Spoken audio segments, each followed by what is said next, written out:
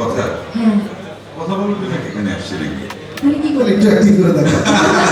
ওটা তো পর্দায় দেখতে হবে, তার জন্য একটু দম আটকে রাখতে হবে। তো এই যে এতদিন যে দম আটকে রাখলে, এখন তোমার নতুন করে দম ছাড়ার সময় কি হবে?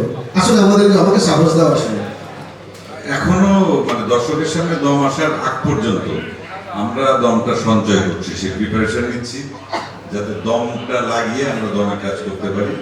দর্শকরাও যেন একটু দমটা সংগ্রহ করে আমাদের দম দেখার জন্য। দর্শক হিসেবে আমার প্রশ্ন আছে, লুকটা কি দমের লুক নাকি?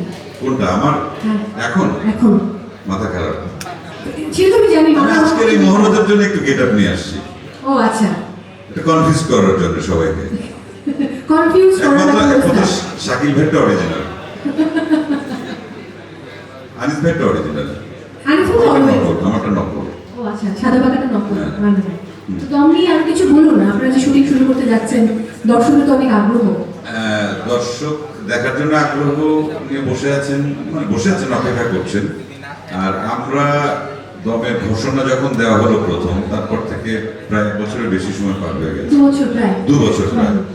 এবং এই 2 বছর আমিও ওয়েট করছিলাম যে কবে দমটা শুরু হবে।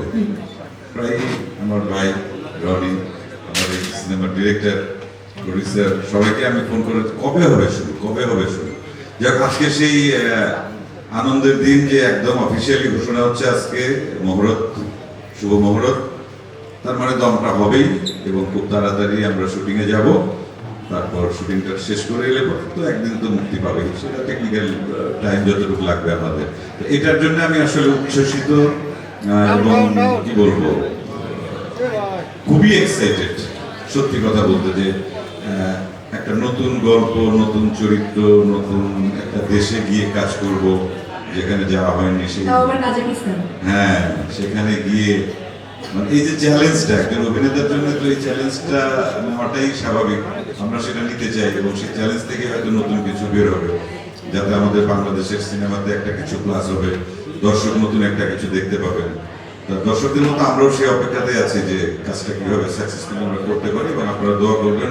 সাংবাদিক ভাই বোন যারা এখানে আছেন, অনেক অনেক ক্যামেরা, শত শত ক্যামেরা, যে আপনারা সারা দেশের মানুষকে জানিয়ে দিন যে আমরা দম টিম, আমাদের দম নেওয়া মোটামুটি কমপ্লিট, এখন আমরা একদম ঝাঁপিয়ে পড়ব। কাজ শুরু হয়েছে অনেক আগেই, কিন্তু শুটিং এর কাজ আমরা খুব দ্রুতই শুরু করব এবং ভালো একটি সিনেমা যেন আপনাদেরকে আমরা উপহার দিতে পারি, সেই দোয়া করবো।